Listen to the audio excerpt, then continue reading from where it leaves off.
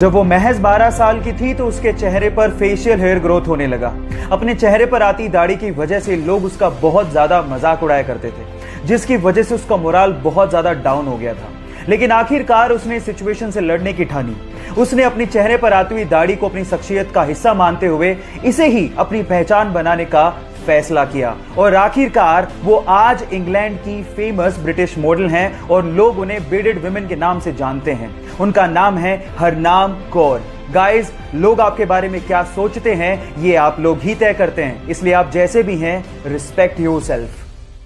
मध्य प्रदेश के मंदसौर के रहने वाले नाहरू खान जी, जो कि सिर्फ दूसरी क्लास तक पढ़े हुए हैं, उन्होंने बिना किसी ट्रेनिंग के 3 दिन के अंदर फुल बॉडी सैनिटाइज करने वाली ऑटोमेटिक सैनिटाइजर मशीन बना डाली।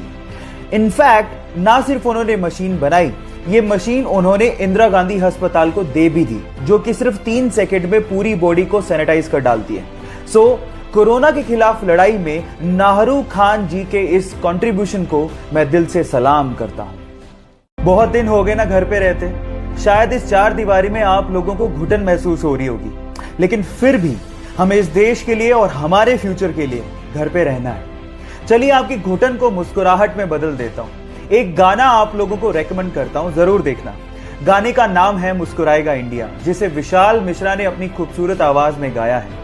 इस गाने में अक्षय कुमार, टाइगर श्रॉफ, कार्तिक आर्यन, भूमि, तापसी जैसे स्टार्स ने फीचर किया है और इस गाने को हमारे प्रधानमंत्री ने भी शेयर किया। गाइस, आप लोग याद रखिए, ये देश है तो हम हैं, इसीलिए घर बैठो इंडिया, सपोर्ट करो इंडिया।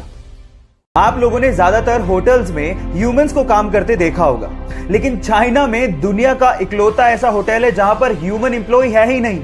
तो वहां काम कैसे होता है? वहां काम होता है रोबोट्स के द्वारा, छोटे से लेके बड़े काम तक, रिसेप्शन से लेके रसोई में खाना बनाने तक और उसे परोसने से लेके सफाई तक का काम रोबोट करते हैं। और इन सारे रोबोट्स को एक सेंट्रल कंप्यूटर कंट्रोल करता है। वहां पर रूम को खोलने के लिए फेस लॉकिंग सिस्टम लगा हुआ है।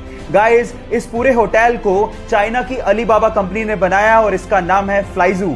ऐसी टेक्नोलॉजी, ओह माय गॉड, मैंने तो पहले कभी नहीं देखी। मुंबई की सड़क पर एक कुत्ते का किसी कार से एक्सीडेंट हो गया, तो वहां पर मौजूद शांतनु नायडू नामक एक लड़के ने इन स्ट्रीट डॉग्स के लिए कुछ करने की सोची। उसने दिमाग लगाया कि क्यों ना इन स्ट्रीट डॉग्स के गले में एक चमकदार कॉलर डाल दिया जाए, जिससे ड्राइवर को दूर से ही ये दिख जाए ताकि इनकी जान को बचाया जा सके। और उसने मुंबई में गली मोहल्लों में जाके सभी स्ट्रीट डॉग्स के गले में ये चमकदार कॉलर डाला भी। उसकी स्टोरी को टाटा समूह की मैगजीन में कवर भी किया गया और उसके बाद रतन टाटा ने खुद ने शांतनु को फोन करके उनके साथ काम करने को कहा। बहुत बड़ी बात है गाइस, तो शांतनु नायडू और उसकी पहल के लिए 1 लाइक तो बनता है। अपने फैंस की दीवानगी के चलते हर बड़ी सेलिब्रिटी को सिक्योरिटी रखनी पड़ती है, पर अगर बात सलमान भाई की सिक्योरिटी की आए तो शायद हमें सिर्फ एक ही नाम याद आता है, वो है शेरा। गाइस, बॉलीवुड में शेरा सबसे फेमस बॉडीगार्ड्स में से एक है। सूत्रों के अनुसार वो पूरे साल भर के 2 करोड़ रुपए चार्ज करते हैं। लेकिन यहां पर बात प्रोफेशनलिज्म से थोड़ी अलग है।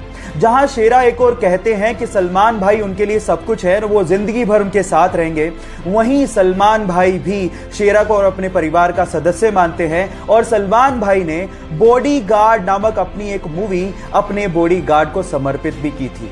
गाइस, तो सलमान भाई और शेरा के इस रिलेशनशिप के लिए 1 हार्ट तो बनता है। एक बार 4 लड़के मुंबई घूमने गए और वहां पर उन्होंने एक टैक्सी भाड़े पे की। एक्चुअली उस टैक्सी के ड्राइवर सरदार जी थे। अब हुआ कुछ यूं कि बोरियत की वजह से वो चारों लड़के जोक्स क्रैक करने लगे और उनमें से कुछ जोक्स सरदारों पर थे। जब भी वो सरदारों वाले जोक्स क्रैक करते, सरदार जी को बड़े ध्यान से देखते, लेकिन सरदार जी कोई रिएक्शन दे ही नहीं रहे थे। जब पूरा दिन खत्म हो गया तो उतरते वक्त उन चारों लड़कों ने सरदार जी को कहा कि हमने सरदारों पर इतने जोक्स क्रैक किए, आपको बुरा क्यों नहीं लगा? तो उन्होंने तब भी कोई जवाब नहीं दिया और 100 रुपए देते हुए कहा कि अगर तुम्हें पूरी मुंबई में कोई सरदार भिखारी मिल जाए तो उसे मेरी तरफ से 100 रुपए दान कर देना। वो चारों लड़के पूरे दिन मुंबई घूमते रहे, लेकिन उन्हें कहीं सरदार भिखारी दिखाई नहीं। तब उन्हें समझ में आ गया कि हम मजाक जरूर उड़ाते हैं, लेकिन इससे मेहनती लोग होते भी नहीं हैं। गाइस, इन सरदारों के लिए 1 हार्ट तो बनता है।